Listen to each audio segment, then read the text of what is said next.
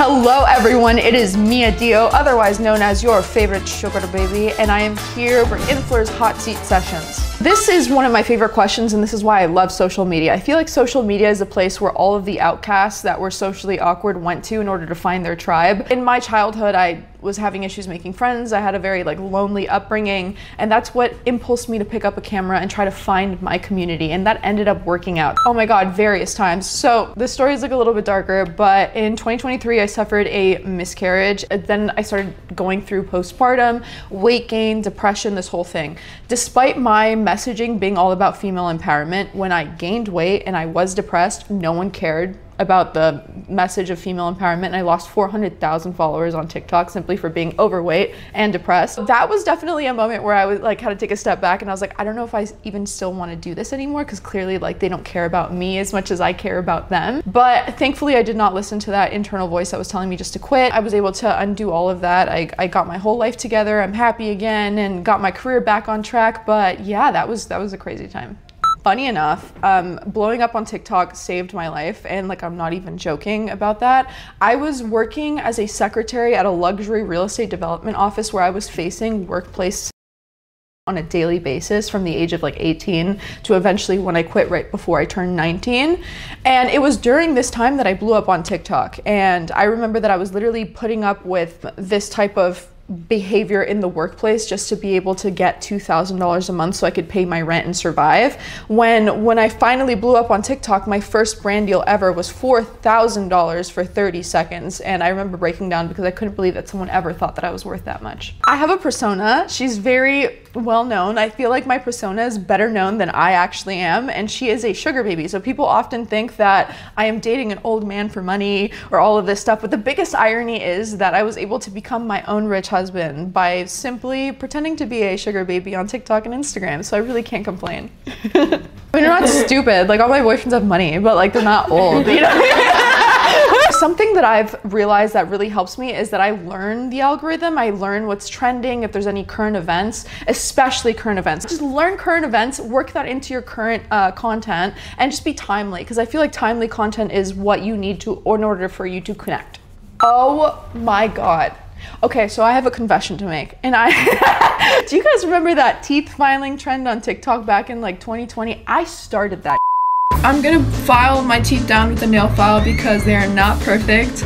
I have some ridges, and we're balling on a budget. Brace yourselves, it's a TikTok trend that's making many people cringe. Filing teeth with a nail file. I actually started that trend. I ended up on Inside Edition. I ended up doing a whole bunch of interviews on how Gen Z is super irresponsible. But here's the bad part. Despite me actually starting that trend, I didn't partake in it. I didn't actually file my teeth. I just did it for views, and I didn't expect a whole bunch of people to follow in suit and just go ahead and start filing their teeth. So I don't know if it's just me being irresponsible. At this time I didn't have a huge platform, but whatever.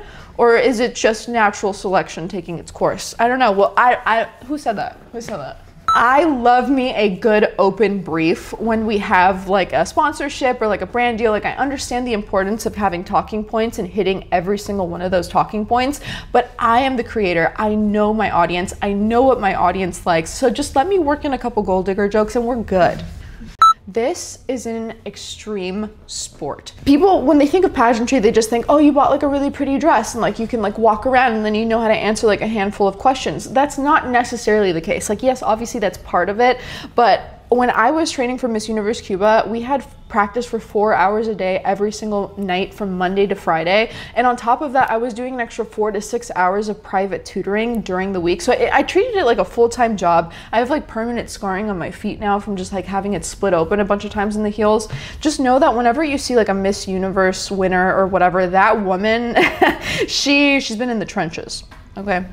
My first paid deal was actually with Beleza, the vibrator company, and it was for $4,000. As I mentioned before, the first time I ever got offered that money, I was kind of in a situation where I was dealing with workplace for $2,000 a month, working 40, 45 hours a week, versus the first time that I got offered a sponsorship for $4,000, because I had a relatively extreme rise to fame in 2020 and during TikTok. So within the first month I already had 1 million followers. So they offered me $4,000 and I genuinely could not believe it, but yeah, I can believe it now.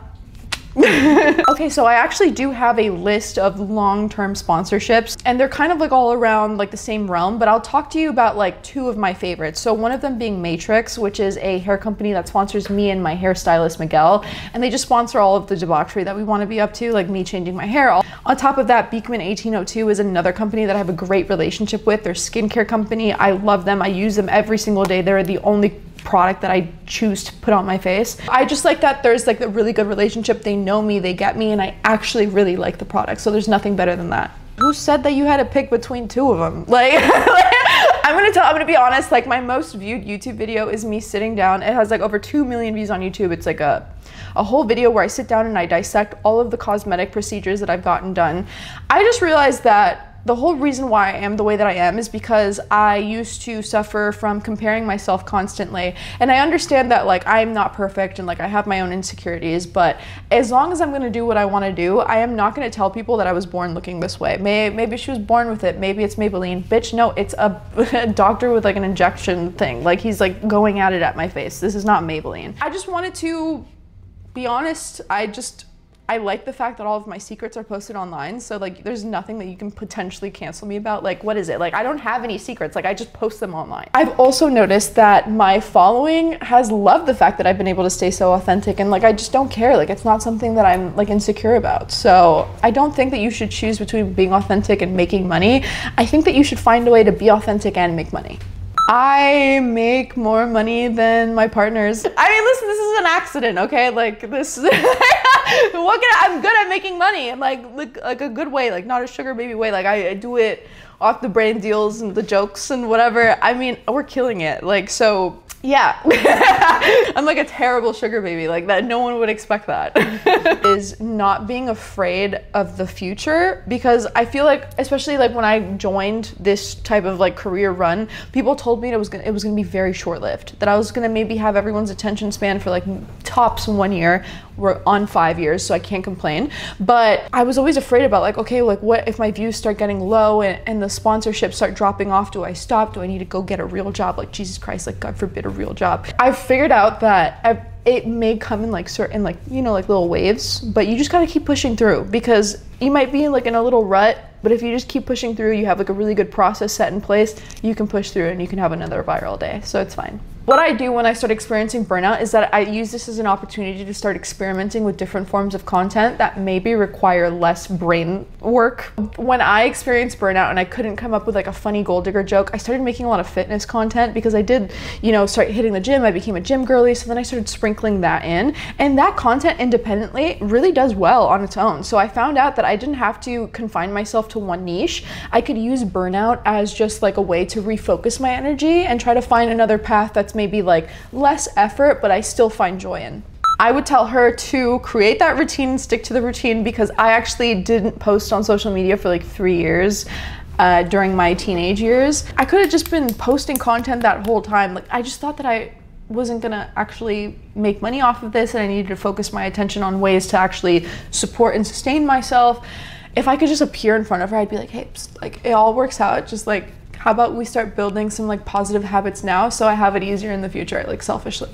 I'm completely over posting like my partners and my love life online. I just feel like certain things grow more beautifully in private, and one of that being my relationship status, or who I love, or like who I spend my time with, except for my friends. I've also noticed that the majority of my following is females, and although the majority of them are girls, there are like a couple that like try to like put lies into my partner's head and tell them that they've seen me somewhere, or like they like literally just trying to get them to break up with me so then they could try to slide in. It's happened countless times. But not that I actually care, because if you were to end up taking my boyfriend, you didn't take my boyfriend, you took my problem. But it's more just like, if my boyfriend's a doctor, I didn't ask to become an extension of that. Like, I'm not gonna be passing him a scalpel. So just because he started dating me and I'm an influencer doesn't mean that I'm gonna shove a camera in his face. Like, that's not what he opted for in his life. This was a decision that I fully made on my own. So I choose not to mix my love life with my personal life. God forbid. I know I'm beautiful. Everyone wants to know, like, hey, like, do I have a chance? Clearly that's what they're looking for. But no, you guys are not getting any more from me. Forget about it.